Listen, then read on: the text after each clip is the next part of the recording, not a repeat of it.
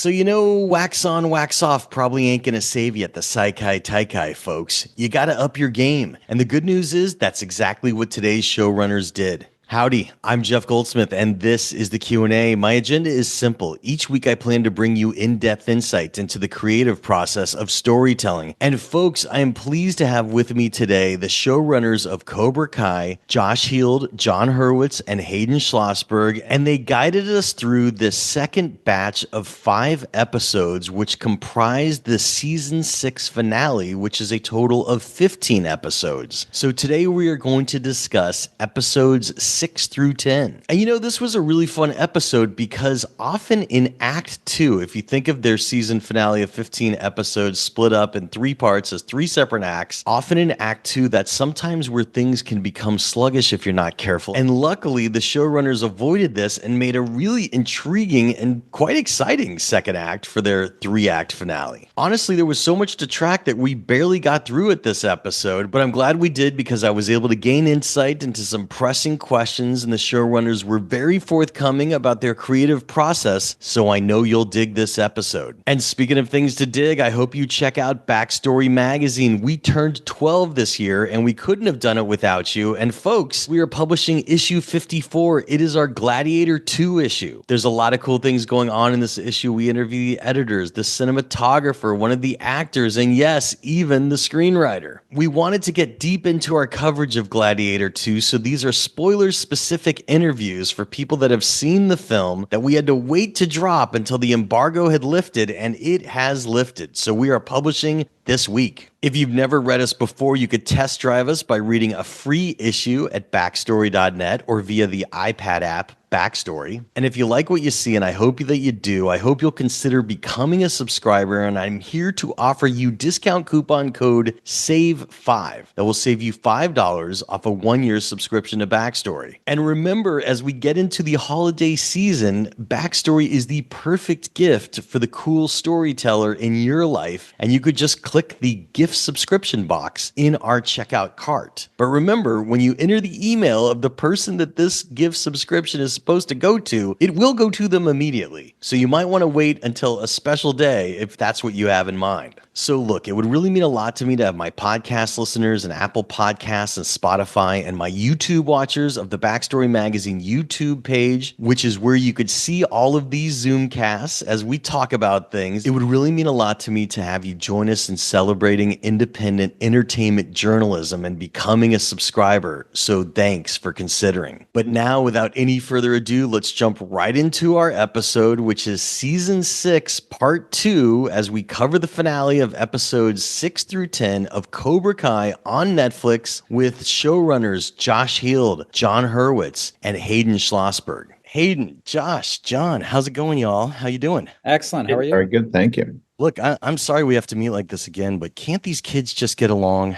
There's got to be something we could do. There's 5 more episodes to bring them all together. I'm sorry to be talking about your kids like this, but like we just have a major disciplinary report going on here. Look, usually we start for a long time with non-spoiler stuff, but because we are in the middle of our final season and we've already done the first 5, now we're in the second 5. I think the good non-spoiler thing to talk about is writing an Act 2. Because that's essentially what these 5 episodes are. So I guess tell us about what you learned from the first 5 that informed the second 5, because you had a lot of good setup and payoffs. And then I promise we'll get into spoilers, but really just talking in a non-spoiler fashion about writing a good Act 2 with 5 episodes to do it. It starts with, not really learning from the first 5 and more so planning while knowing the first 5 and the final 5. It's understanding the full picture of what the season was really helped us hone in on this middle 5. We knew from the beginning that these middle 5 episodes were going to take place at the Sakai Takai, that they were all going to be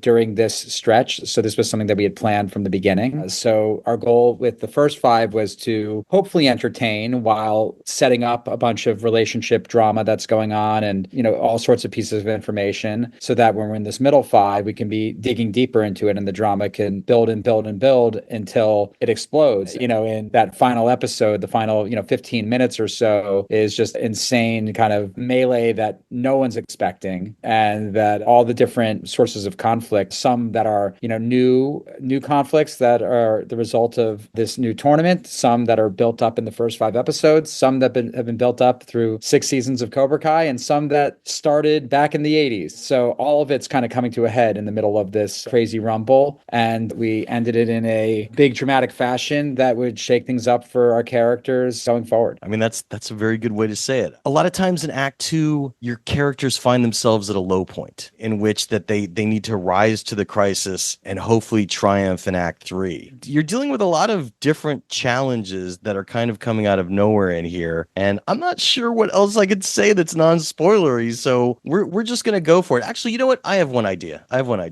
I was going to save this for later, but just to amuse you guys, here is a silly non-spoiler question that I have for you. We're going to do our own writers' Saikai Taikai right now. And I'm curious, because you all have been working together for so long, if you were to face off in the match, what is the weakness that you see in your opponents as the other writer? What is something that working together and being put in a room together for so many years, if you had to have a petty complaint, and it could be a silly complaint, I'm not going for real fights here. I'm going to put no pressure on Josh because he is thinking this is the craziest question ever. So Josh, starting with you. I mean, we've all known each other for 30 years. So we are at this point to each other just a collection of pet peeves, and, the sum of our parts is just what makes us work together great, and it's what makes us have petty squabbles. We are capable of wanting to fight each other over everything from what we should eat to dinner to what an episode should be titled, because we care equally about those two things.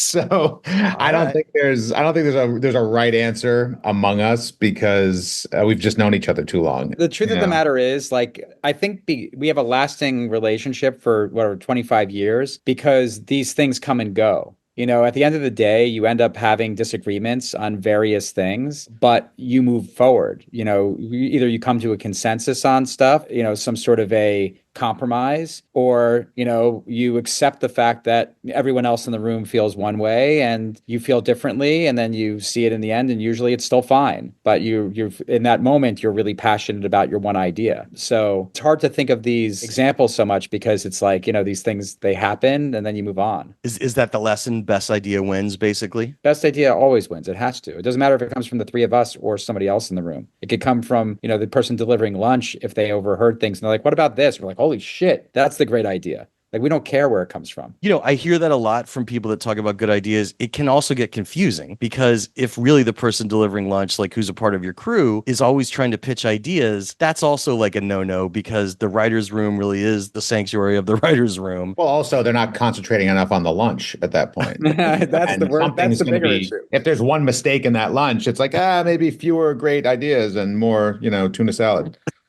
Exactly.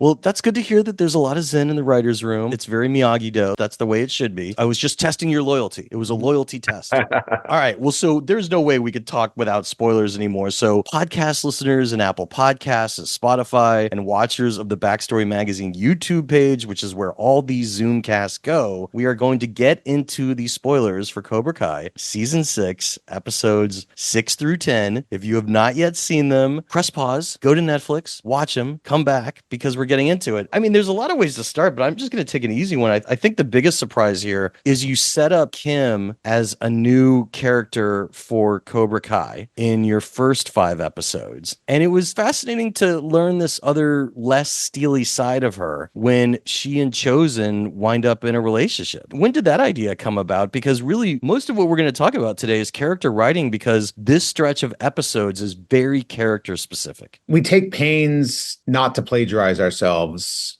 too much. There's a universe here, and there are going to be some shared themes, but we also like to lean into things that we discover, perhaps even by accident. When Kim shows up on the show, she's such a specific villainous force, and she's a tool of Terry Silver, who's flown over on a private jet, and she has her list of demands, and she has an army unto herself, and she's got it all together. And it's not that dissimilar from Chosen, who's a stoic karate assassin that joins Daniel in a cemetery to make a blood oath that he's going to destroy Cobra Kai. So you have these two very determined characters that have so much overlap and yet are diametrically opposed to each other's philosophy. It only seems right that they need to destroy each other or have a wild and passionate affair. And the idea of them having this passionate night where their resentment toward one another and their stubbornness about each of them being right would finally combust into romance. And that was something that we couldn't stop smiling about in the writer's room. And when we pitched the idea to both Yuji and Alicia, they both reacted with huge smiles, being caught off guard by it, and then totally embracing that because it's such a different look for their characters. And we were just so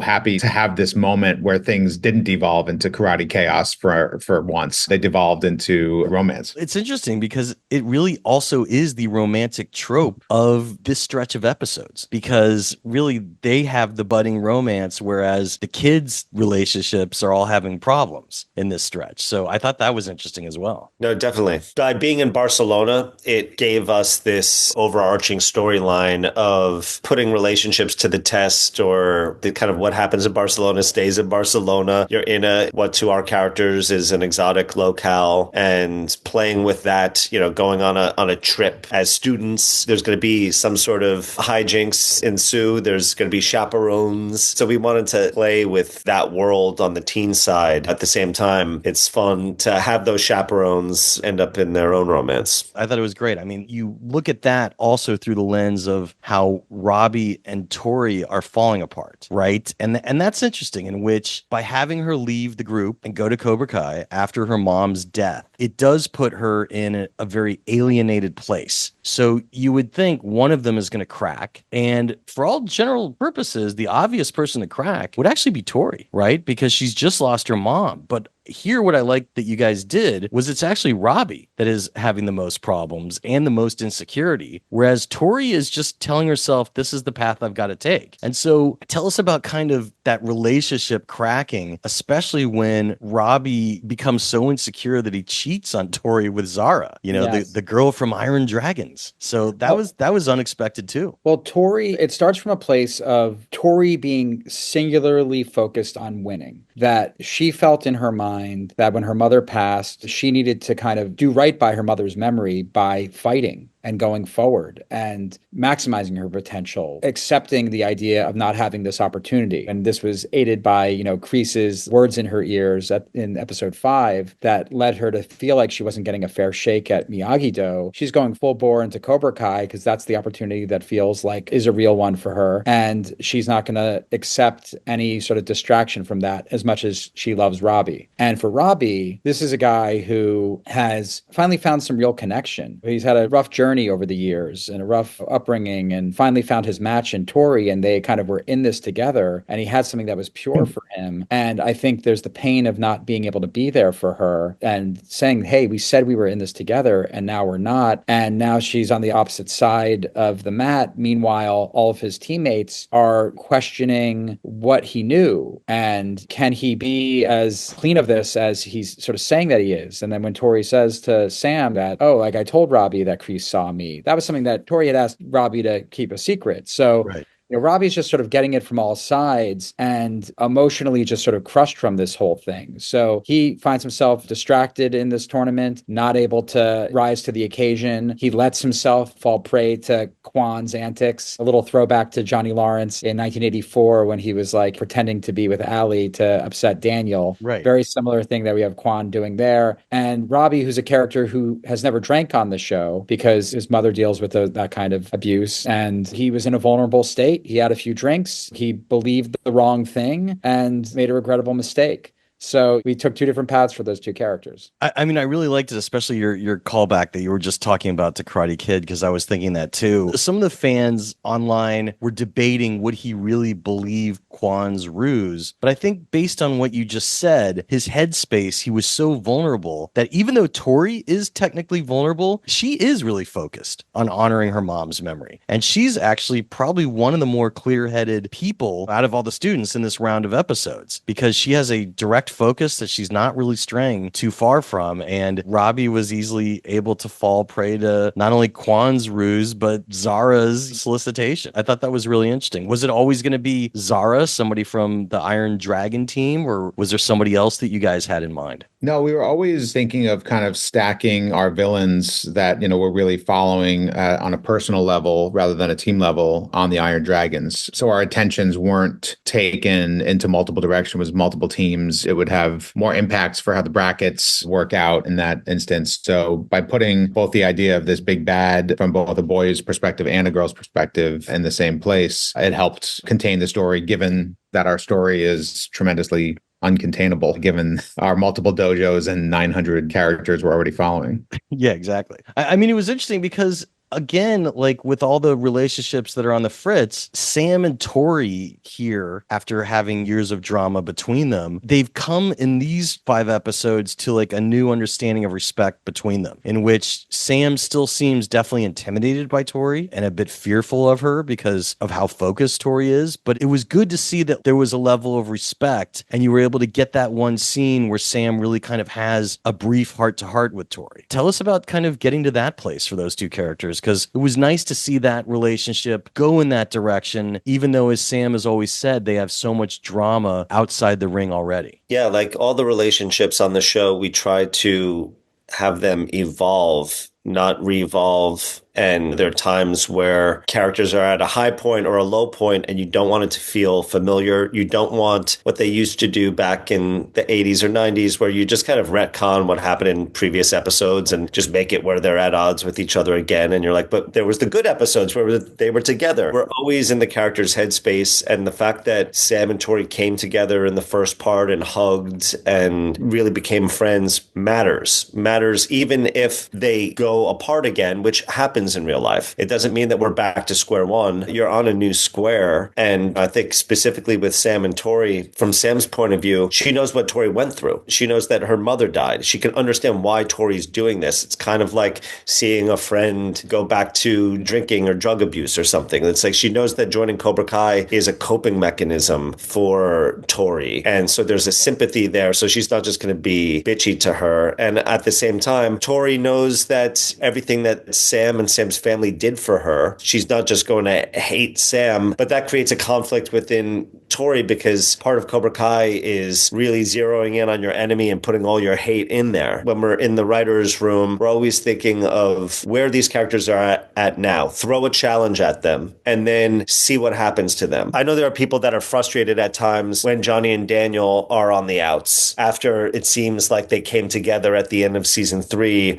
or back together in season 5. And for us, we just view it as like we're throwing wrenches in to test that friendship. We could just have them come together, be friends, and then end the show. But really what you want to know is how strong is that friendship? Because in real life, challenges coming at your doorstep and then things can fracture again. So that's what we really have done with all the characters in this final season. They did all come together at the end of season 5, but season 6 is the test. In the first part, it was putting all these kids through a competition to see who gets to go to Barcelona. That puts all these characters that came together, like Robbie and Miguel, at odds with each other. Yeah. They're still friends. They're not enemies, but they're in competition. And how is that going to affect that old wound? Is that wound healed totally? That's what this season is about for all the characters, including Sam and Tori. I mean, it's interesting, like just talking about character writing. I know I'm flipping around a little here, but you guys are so in the zone, you and your co-writers. If you look at what season 6 is compared to what you started with in season 1, you've really grown this show to a point. When I was driving the other day, just thinking of some questions lines in traffic and writing some down. And I realized that as season 6 comes to a close, there is nothing to say that 20 years from now, these kids that are the focus of the show as adults could have a new revival of Cobra Kai occur again, because it is this repeating cycle about how even when you grow up past these incidents, they stay with you for life. And I find it just fascinating, all the different things that you're doing and how you've continued to change things up. And I think it should be said that what's interesting about this going to Barcelona thing, as you say, at one point, one of the characters says in these episodes, we've done the All Valley 4 times in a row. This is uncharted territory. It's interesting to see them, like students on a travel abroad program, get outside their circles, which, as we're talking about relationships, would bring us to Sam and Axel, in which Sam sees this vulnerability of his sensei abusing him. And she then knows that there's this other side to Axel, aside from being like tough guy. And then when they're on their walk, there's this kind of accidental advance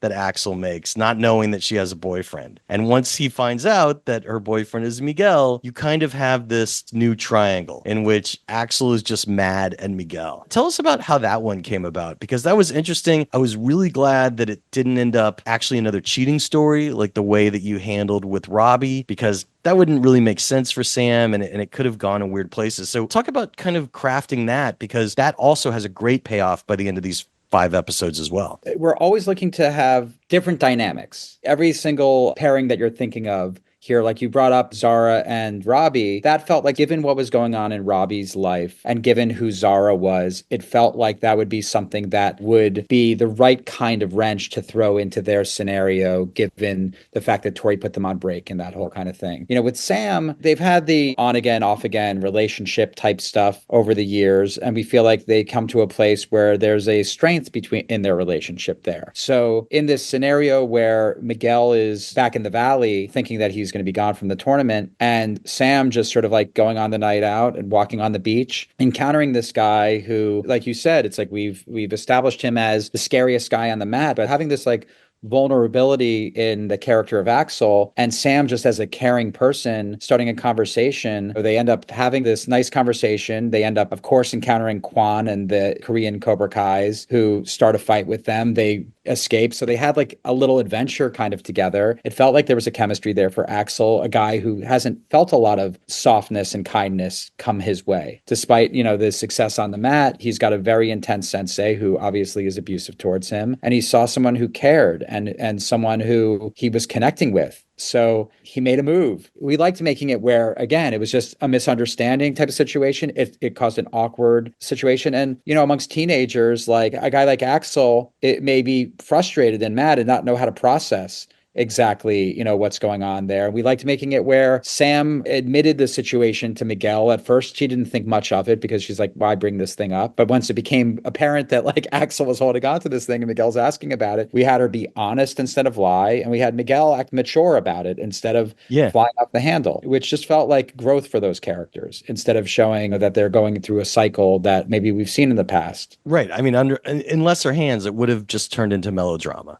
And so I was actually glad that it went the way that it did. And it really makes that finale even more interesting, where you see the people from different teams kind of leaping to each other's defenses. But so that brings us to Daniel and Johnny. You said a second ago that like they've been through these cycles. And again, what I respect about these 5 episodes is that you figured out a way to break their cycle yet again, but in a new and different way, with the ruse that we later learn is caused by Silver, who, don't worry, we'll get to. The ruse of this new information about Miyagi's fight. And that drags Daniel away, and he winds up in a dog cage. Let's just start there. I mean, I've had that happen to me multiple times in my life, but I'm just curious how you guys came up with that concept and what other things were on your idea board other than Daniel dog cage. Or was that the idea? Because it's a good idea to get him kidnapped in a foreign country where he doesn't know what's going on, and that really worked. So tell us about the evolution of that idea. It was really just a matter of how big the cage was. That was the idea. idea that what a horrible thing that would be to be in a part of town that you're not familiar with, in a city that you don't know, the language that you're not versed in, and get knocked out by some sort of club or crowbar, and then wake up in a cage next to other caged dogs that are angrily barking. That would be top 20 worst things I can imagine. So it really, we wanted to put Daniel in a very bad place, because how do you get out of a bad personal space? You go to a bad physical place, and then you see, oh, the grass is always greener, maybe. We wanted to see what happens when you take somebody off the board, when we're already not functioning at optimal levels. You know, these guys aren't seeing eye to eye. They're blaming each other. The team is flailing. And now one of the coaches is gone. And that seems to be like music to Johnny's ears, right, probably, until you walk a mile in the shoes that you're used to sharing with somebody else and go, oh, this is a lot harder than I thought. And I actually might appreciate some other perspective more than I did. So that was one aspect of the road to repair, is not necessarily getting over their issues. It's acquiring bigger issues and seeing all that life can throw at you and how resilient you can be. And you start appreciating things that you didn't before. In terms of Daniel's peril, that was the idea we landed on. And it was great because it was something that felt very, very big in terms of the tone of that moment. And the more stubbornly we kept leading into it in the writer's room, the more real it became and the more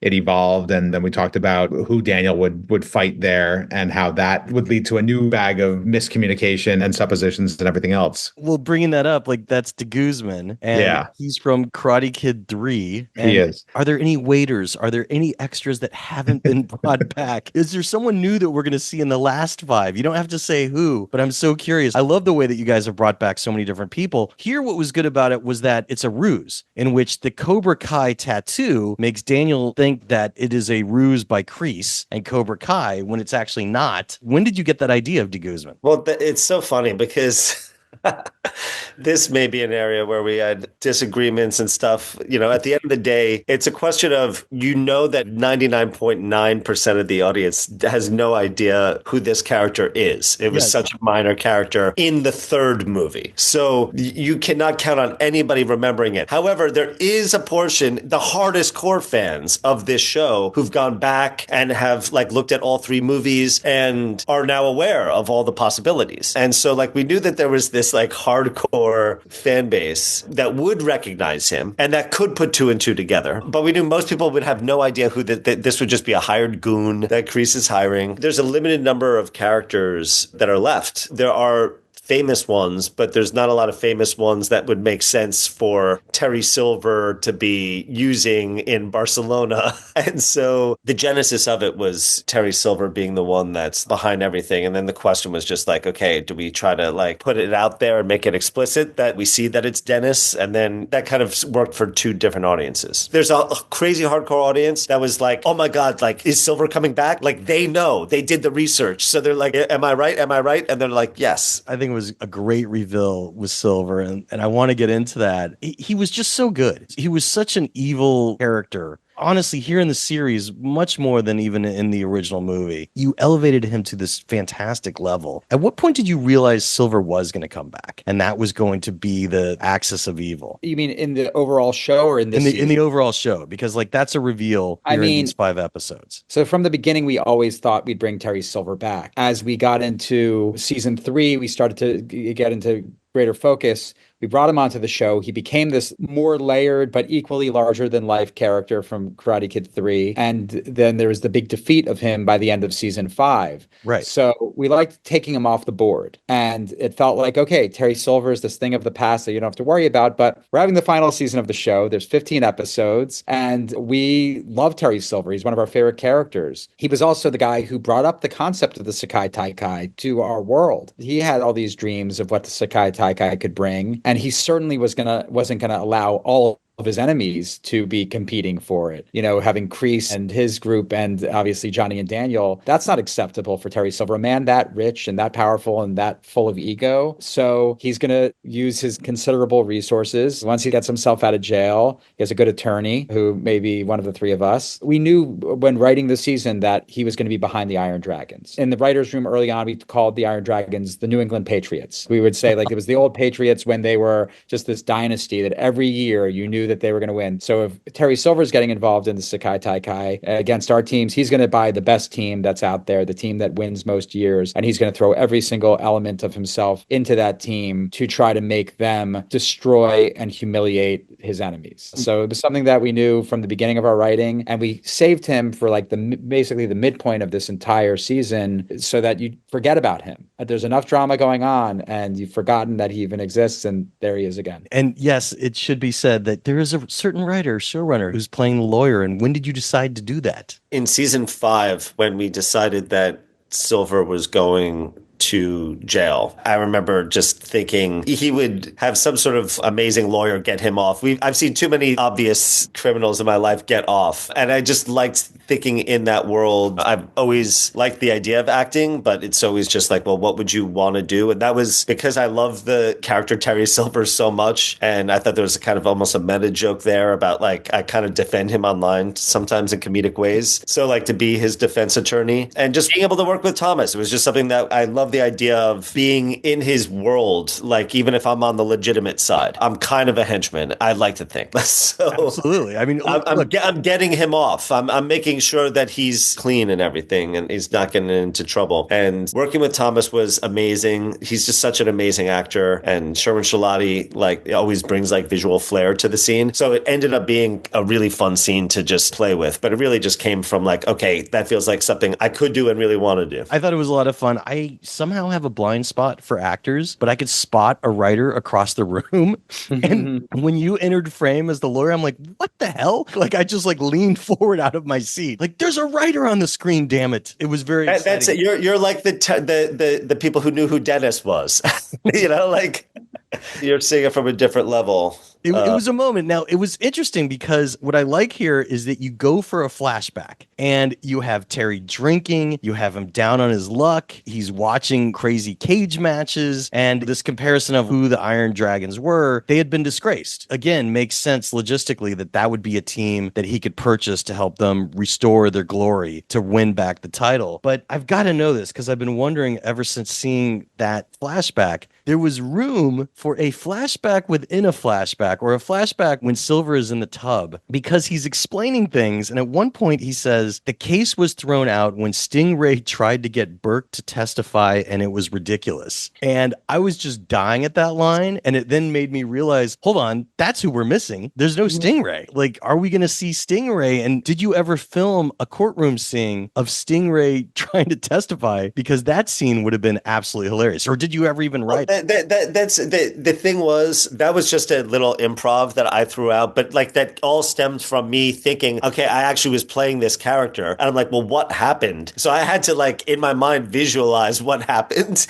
and the bottom line is Stingray was involved in that. He would have been in a deposition, and so thinking about him there, I was just like, yeah, he would like Bert is his friend. He would like want him as like a character witness. So like I'm just assuming this character has been through that. Yes. And it is like that itself could have been its own like little mini movie. If we could have done that, that would have been amazing. It would have been an amazing courtroom scene to see Stingray in court doing something absolutely silly and possibly terrifying because he's also Stingray. I'm holding out, hoping that he's going to somehow end up in Barcelona in these last few episodes. I'm hoping Stingray has a passport, but we'll see. We'll get there. But it was good because the introduction of Silver actually makes Chosen and Kim closer because, you know, the enemy of my enemy is now my friend, right? So it's like they have a reason to align against Silver, even cautiously. And Silver, we don't know what his plans are. That brings us to Sensei Wolf. And we're at a point where we know enough about him to know that he's very focused and he has kind of that Cobra Kai toughness, especially towards the students, because we see him physically abuse Axel. What could you tell us about the creation of Sensei Wolf? We've seen dark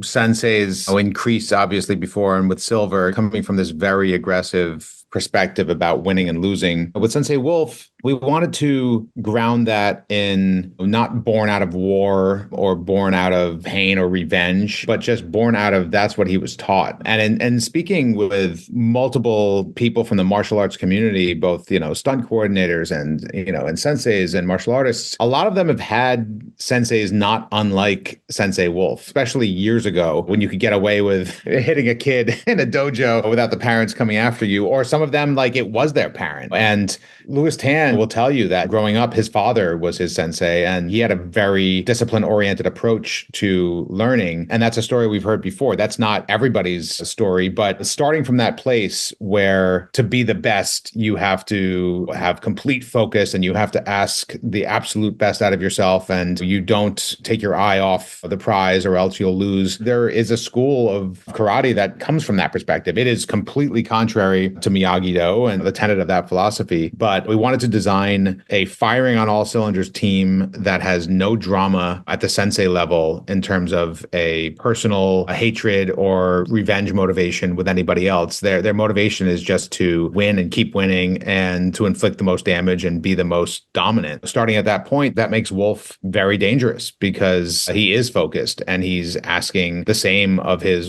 world-class team. I see this season especially, but these 5 episodes as a bunch of Venn diagrams kind of intersecting with each of the characters and how you see different colors and different shades of light when they intersect. And something that's interesting that you get into, I know I'm jumping forward a little, but it's when Daniel and Johnny are talking about their issues with their senseis, in which Johnny has always had a problem with Kreese. Johnny had problems with his own father, who was terrible to him. In the past, we never really saw Daniel's father. And so Miyagi was a replacement father, but he now is a confusing issue for Daniel. And the two of them are fathers to their children who they are senseis for, like what you were talking about a minute ago. And so it's kind of this interesting thing about these repeating actions between fathers and their children. That was a good short speech when Daniel and Johnny were just kind of talking about it, in which you have like a lot of risk to be cheesy in a chat like that because you're trying to go a little deep. But they really just did it in all the right ways. They kept it short and sweet. What could you tell us about that dynamic? Because you still have the shadow of Kreese and the shadow of Miyagi affecting these guys and trickling down the way that they're affecting their kids.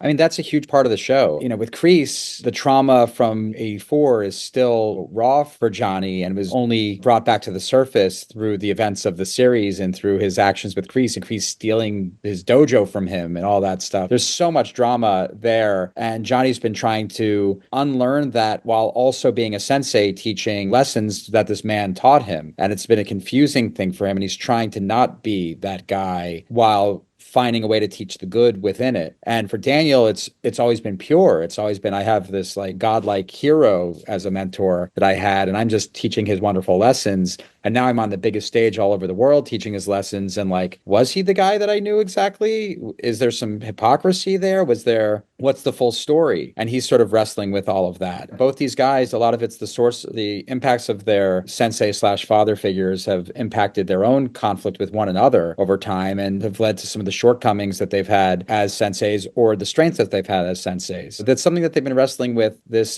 season. It's a big part of it, and it'll continue in the back 5. Well, I mean, the same mirror effect of when Daniel disappeared. You have Johnny disappearing because him and Miguel leave to go back to Los Angeles because of the complications in the pregnancy. So you have Daniel kind of alone and destitute and out of it as well, missing maybe a little of Johnny's presence. I mean, I thought it was equally balanced that when each of them were gone, it wasn't like one of them did better with the kids than the other. They both had their shortcomings. That whole subplot gave rise to this concept in the first 5 episodes of Devin basically giving a laxative to Kenny to get his spot on the team because she didn't think she could make it. So you get into this concept of an alternate being needed now that Miguel is gone, and the reconciliation between Anthony and Kenny brought about by Mrs. LaRusso. Kenny is given a very tough pill to swallow because he knows what happened. He knows that he was drugged. And although he's logically been blaming Anthony for it, he seems to forgive Devin pretty quickly when he finds out. It's almost like Kenny has risen above it to a Zen place himself. But it's an interesting dynamic. So what could you tell us about the challenges of writing it? It goes to the dynamic that Kenny has with Anthony, which is just fiery. It almost, like you said, it does matter that, that somebody did this to him. But the fact that Devin did it never occurred to him. And by the time he learns that, he's on the other side of his strife with Anthony. So it almost doesn't make sense. And he's already through it. But, we really wanted to just get to the meat of the social dynamic within this part of the team. In the first 5, obviously, we're dealing with Devin willing to do whatever it takes to get on this team. And we didn't want to leave that hanging chad. had in terms of, Kenny being left in the dust, given that she did something that was cheating, rather that lit a fire under the LaRusso Kenny Payne dynamic and reignited all their issues with each other that were never really fully buried. They were just put on ice for a while. And that was a good fuse to be lit, to be able for them to have it out and to confront their relationship with each other and see if is it possible for them to have a friendship in the future. And right in the middle of this tournament it was a weird place to start playing with that kind of storyline. And yet it was kind of perfect because it gave us something that was rooted outside of competition that still influenced the entire competition. So you're able to resolve this conflict at the same time that Devin is going through her own turmoil and use both of those storylines to dovetail into each other at exactly the right time for this team who really could use a little bit of healing. It's fascinating because it really comes down to the modern issue of bullying on social media. And so I guess it was a correct resolution of, rather than settle it with a fight, Anthony's solution is to dose himself with a laxative himself and let the world know that it could happen to anyone. And he was wrong for bullying Kenny. So, I mean, I thought your resolution of it being done on social media rather than as a fight was, again, more fresh and out of the box than as rote as a fight between the two of them could have been. Ooh, hey, I'm jumping in really quick to remind you to check out Backstory Magazine. Folks, we turned 12 this year and we couldn't have done it without you. And we are now publishing our brand new issue, number 54, and it is our Gladiator 2 issue. And without a doubt, we are so proud of our spoiler-specific interviews for folks who have seen the film. We interviewed the editors, an actor, the cinematographer, and of course, the screenwriter. So there is a lot to explore in this new issue. And if you've never read us before, I hope you consider test driving us by reading our free issue at backstory.net on a desktop or laptop, or via our iPad app, Backstory. And if you like what you see, and I hope that you do, I'm offering you discount coupon code SAVE5 to save $5 off a 1-year subscription. Remember, it's the holidays, and you could also give Backstory as a gift to that special storyteller in your life. But please remember, when you check the gift subscription box at backstory.net in your checkout cart, an email will be sent immediately to the person you designate as the recipient of the gift. So if you need to time it for a certain time or a certain day, remember that in advance.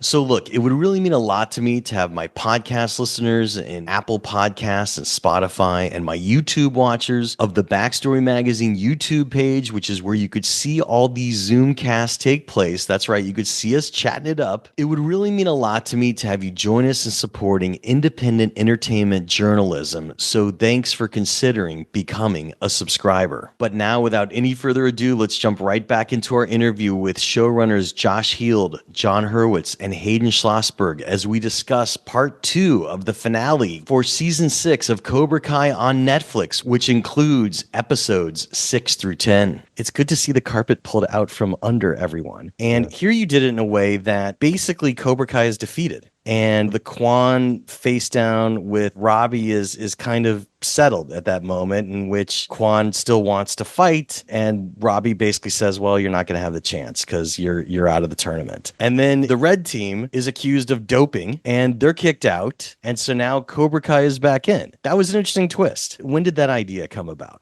I think it's a case of ultimately having your cake and eating it too. I think that what we really wanted was for you to feel like it's not a fait accompli that all three of them are going to end up in this final episode. And we wanted to build towards a situation where this team helps Miyagi-Do survive. And if they don't achieve this one thing all together, all on the same page, they will be eliminated and go home. And you're not going to feel the stakes of that against some random team that we haven't been spending time with. The savvy audience member is going to know that Miyagi-Do is going to win, but having Cobra Kai there puts you in a situation in the audience where, okay, wait, one of these two is going to go. And so we really wanted to have that feeling so that we created this moment where the team all coming together. And then ultimately it's like, but we need Cobra Kai back. And in international tournaments, Russia has gotten in trouble in the past in different sports. So we just kind of stole from reality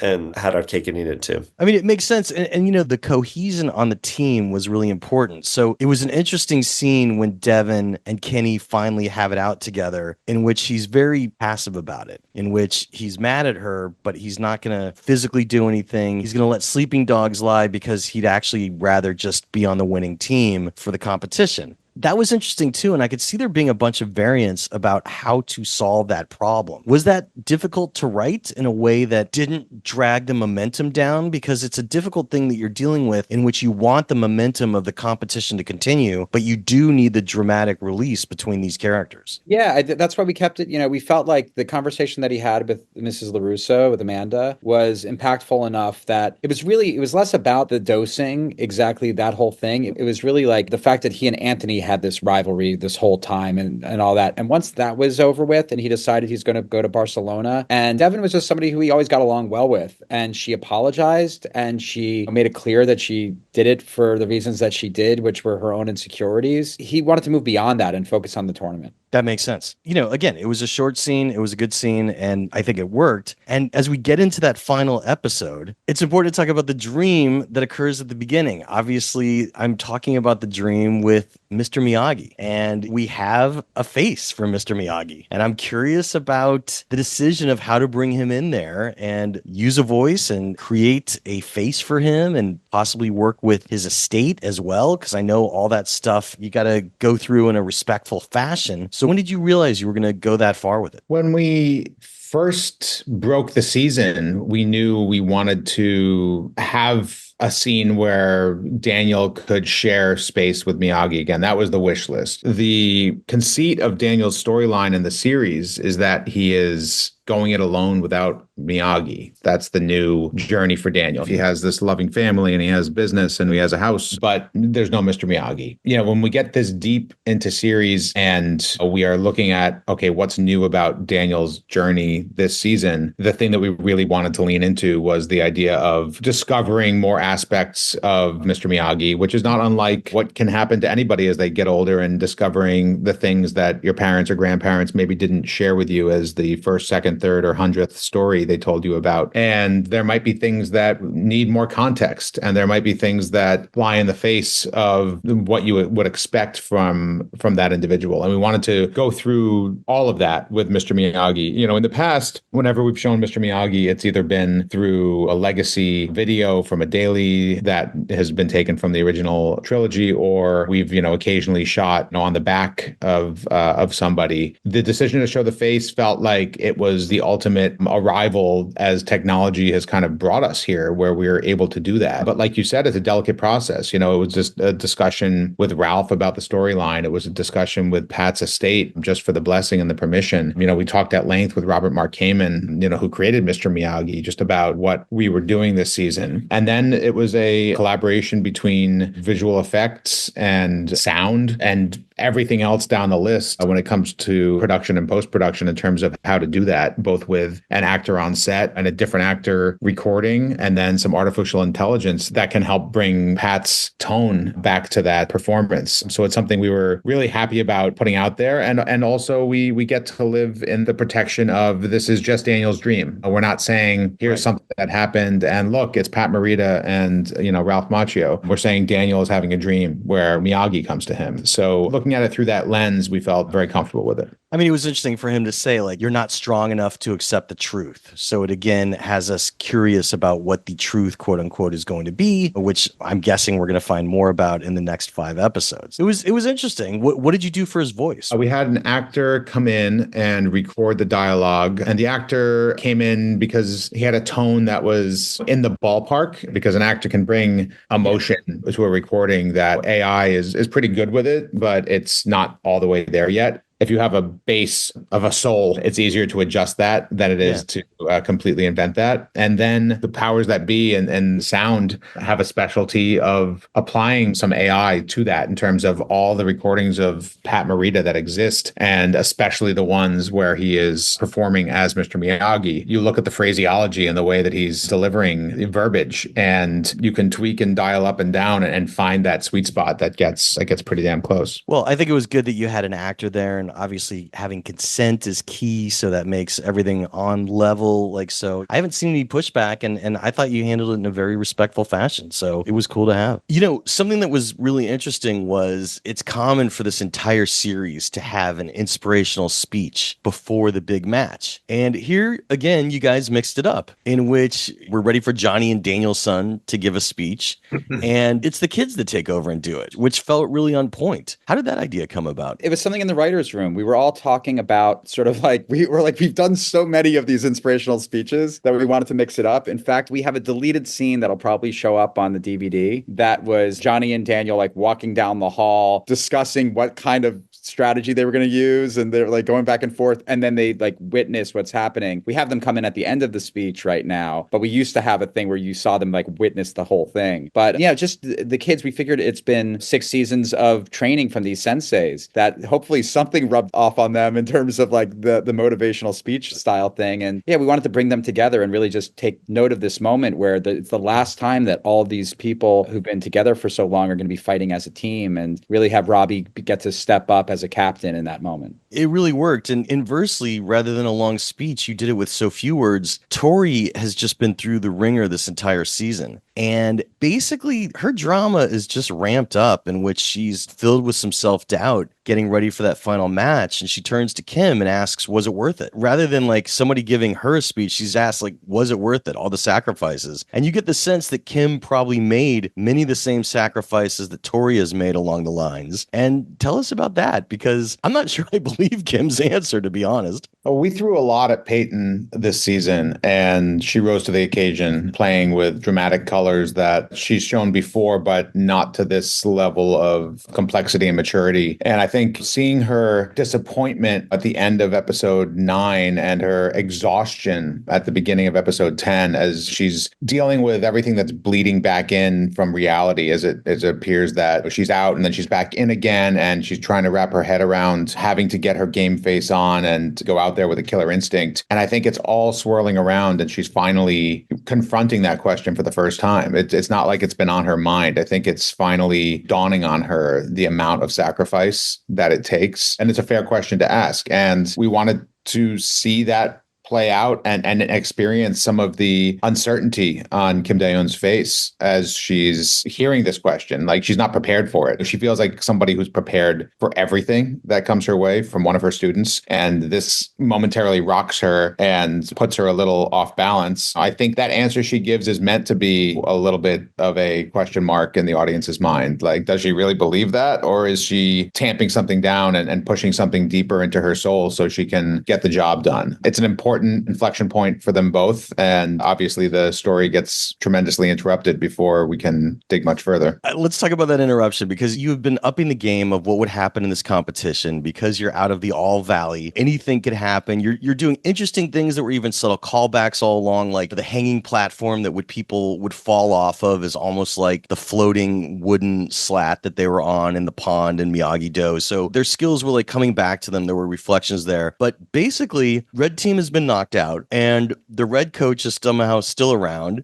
and basically all hell breaks loose as the fighters are starting to get a little tense. The red team coach knocks out good old Mr. Gunther Braun, the head of the competition, and it is a free-for-all, which was actually a great idea. And because your teams are all wearing different colored keys, it's very easy to see who's who and what's going on. Talk about the evolution of that idea, and then figuring out how you're going to write it and keep all these different teams of characters going, and even forming new alliances team to team during the brawl. Yeah, well, I mean, we're always thinking about how these blocks of episodes will end. We always want our episode 5 and episode 10 in a typical season to end in a big way. This season, it's episode 5, 10, and 15. And we knew that we wanted to have the climax of the Saikai Taikai in that 10th episode. And you start to think like, well, what makes that bigger? We will have seen so many different events and awesome things up until that point. We liked the idea of just a fight breaking out off the mat, which we haven't seen on our show dojo, but we've all seen in sports. We've seen like just fights break out in a baseball game. But what we realized is this is different because the sport itself is fighting and there are students and teachers involved. Like in the past, we've had the school fight or in season 5, this dojo fight or the LaRusso house fight. It's always the kids in a brawl. But this time, all the adults are also there. And again, I just remember in like some baseball melees, like the managers getting involved. Sometimes like a 70-year-old manager, like assistant manager gets involved. And so it allows for a different type of chaos than what we've seen before. And so we just love that idea. Obviously, with it ending with the tragedy of Kwan's death. But knowing that we were going to get to that point, we wanted to lace in along the way all the potential conflicts that all it takes is one thing to ignite it. And, again, taking from reality, we've seen Russians in the Olympics caught with performance-enhancing drugs. So we just kind of taking a little bit of that, mixing in some of the conflicts that our kids have along the way. Another kid with a sort of a mohawk on Team Spain, the Irish team getting into it with the Miyagi-Dos. We like to think that there's all sorts of other strife that's happening, like Polar Slogget and Dojo Berlin or whatever have their own beef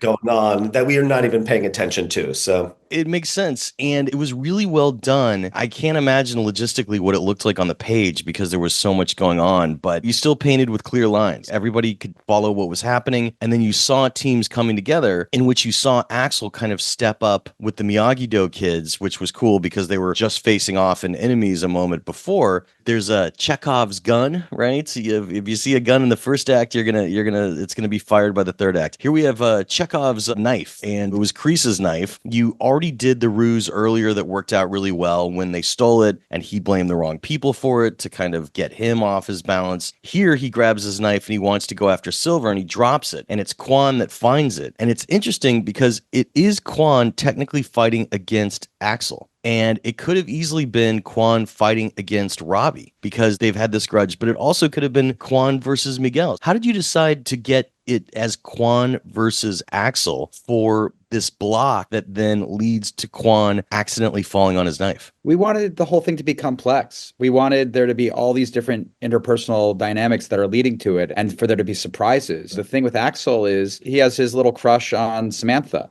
She's somebody who actually showed some kindness to him. So he has this protective nature over her that despite the fact he's like attacking her boyfriend and like other members of the team, when he sees her getting kicked by like the biggest asshole in the tournament, basically, he's going to step up there, whether it's to defend her, whether it's to show that he can be chivalrous, whatever his motivations were, he felt a protectiveness over her there. Like really, he and Kwan were really set up as the two biggest threats to our kids this season. So to have them square off with each other in this moment felt really strong. And then just having that knife again from Kreese, we didn't just have this fight for the sake of having this fight or the death for the sake of having this death. This is all character based. It's all thinking about where we're going for the final 5 episodes. And right now, the entire group of our kids and senseis who had so much riding on this tournament, right now it's all bets are off, and who knows where they're all going to be when we pick up the pieces. You referred to it at least twice as a death. Should we take it to be a death? Because, we've seen a lot on this show where people come back and he's on the ground. There's a pool of blood, but should we really be thinking of it as a death? Yeah, he got stabbed in the heart with a knife and he's lying dead in a pool of blood. I mean, we tried to make this one feel like the most... Yeah, unless he's coming back as a ghost, I don't think it's looking too good for him. Come on, Miguel was paralyzed at a certain point and now he's made it to the Saikai Taikai. We got him breathing on machine. The one time we really did that was in season 4. When Miguel fell off the railing, he was paralyzed for a period of time. We really played that out as a long story. In season 4, we made it where it looked like he twisted it again, ending that episode in absolute horror. Like, oh no, like this is like, I forgot about it. And like, right. Oh yeah, it would make sense. Like, why would you go back into a karate fight after almost being paralyzed? And then the next episode, you're seeing like you're in a hospital bed and it was like Stingray. That was the one time that we like fucked with the audience in terms of... We had Kreese die in the finale of season 5, and then he turned out he was faking it. Yeah, we've done it numerous times. Yeah. That's why I asked. But okay, it's good to know. And I mean, this is a big turn. I mean, like, because obviously there's going to be huge consequences. That's what's going to make these next 5 so interesting. By the way, I love the execution of it as well, in which, it's just like cut the feed. That was like a great mic drop. I was interested in what Johnny was going to do. And it was fascinating that he kind of is stalking after Kreese, and Kreese is going after Silver. And Silver is pretty much going to deal out some big punishment to Kreese of some sort. Kreese is kind of a little on the ropes. And Johnny comes in for the save. How did that kind of wind up going in that direction? We wanted to play out in real time what can happen amidst chaos, and feelings and adrenaline and history and et cetera, can all get mixed up, and you can find yourself doing something that might not feel motivated in the moment, but might be born of something else. We wanted to play this confusing moment where what happens when Johnny shows up in that fight when he finds Kreese is probably not what he intended when he stalked after him, but there was something that happened as he's watching Kreese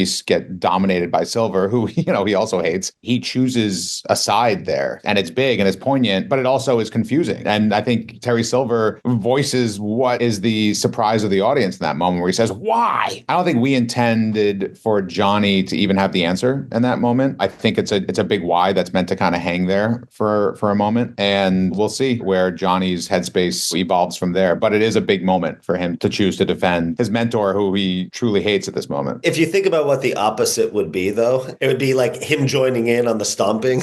Like he goes in there. Or doing nothing. I mean, or just turning his back on it. That is true. I mean, and Silver's such a foe. He knows he could probably deal with Kreese later. But I mean, it goes back to that great kind of bit you wrote between him and Daniel when they're talking about how these ghosts of their senseis have never really completely left them. They just have to live with it, which was the way that he said it earlier. It was good to see him pick a side, and like, it seems like he did the right thing in the right moment. And the series have been going that way, because once they realized that it wasn't Cobra Kai that kidnapped Daniel, it totally made sense. What I love about this ending is that it's definitely a place the show has never been with a accidental murder like this. It echoes the possibility of what's been going on with Daniel's investigation into what happened with Miyagi, which I'm sure we'll see more of in these next 5, because it signals that it could have been some sort of an accident back then as well. And I love not knowing anything of what could possibly happen in these next 5 episodes. It's a mystery, and it's going to be fun to see it go. I guess a way to end it would be, what was your toughest scene? What was the scene for these 5 that you found yourself coming back to over and over? And how did you creatively rise to the challenge? That could be different for each of you, but it was a scene that you remember rewriting again and again to get right.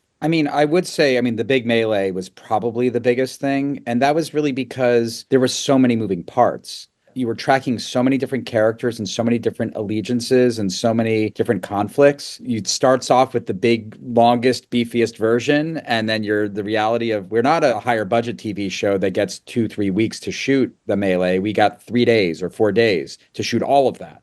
Wow. It was insane. So it was one of those things that, like, you're picking and choosing the things that are most important. You're combining things. You're finding all these different ways to make it work and get across what you need, and then collaborate with your stunt team, your actors, your director, everybody, to make sure that we're able to pull it off. Josh? The school fight was big, but there were only 4 people in that fight. This had 18 people that you care about fighting different battles. And like you said before, with minor things like background teams coming together with Hawk and Dimitri, and seeing these minor rivalries get resolved in the midst of beating the crap out of people, just being able to keep all those threads going was tremendously challenging, and it kept getting revisited. It was challenging in the writer's room. It was challenging at the script stage. It was challenging during pre-production, and up until and throughout filming it, it was challenging, because we had to make sure that we got everything we absolutely needed for that, because that easily could have been 15 minutes more. Yeah. And obviously, there was Kim and Chosen as well that were teaming together. Hayden, your toughest scene? I remember episode 8 was really challenging, because usually when you have it, like, the middle episodes are not the ones that have the most time, and you're saving all your extra stuff for your last episode. And 8 is one of those episodes that I think has like 70,000 storylines in it, because we go back home and see Anthony, Kenny, and Amanda in that episode. But we also are tracking Robbie and like what's in his headspace with Zara. We're tracking Samantha, and that's where she kind of connects with Axel really for the first time. There's Johnny and Miguel on the plane. There's Chosen and Kim for the first time kind of coming together. So the Binary Brothers are in there. They have the Hawk and Dimitri getting caught cheating. We had a lot to get accomplished in that episode, and they're all over the place in all different places. And that was just one of those ones that's like, it felt like this would be the longest episode, even like as long as the Brawl episode, just with everything there.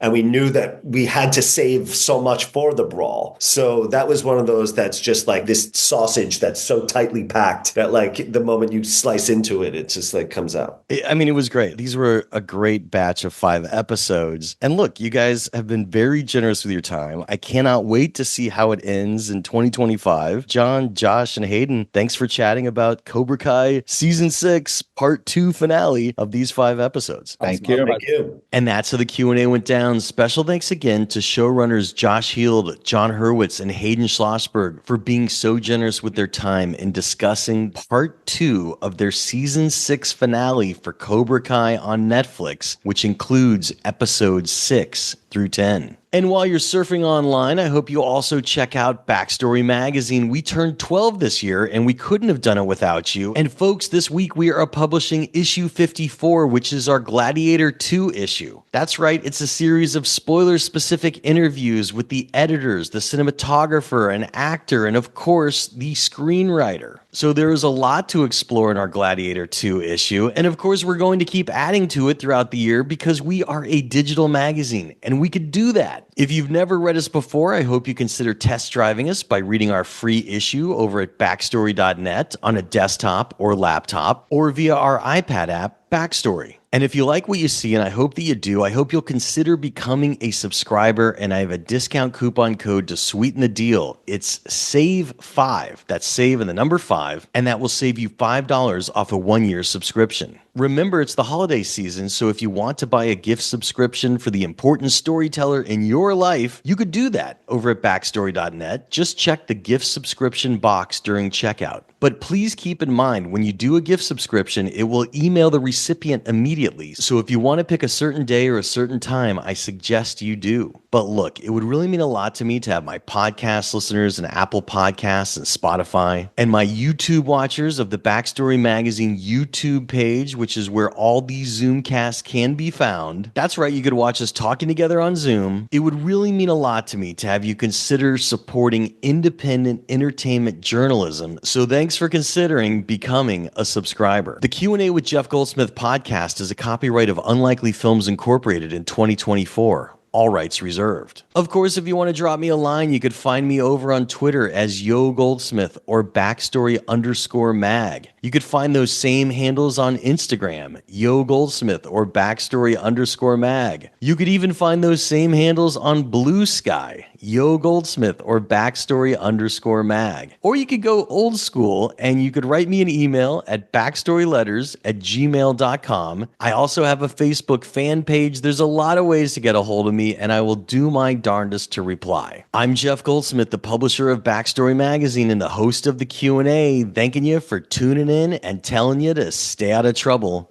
Till next week.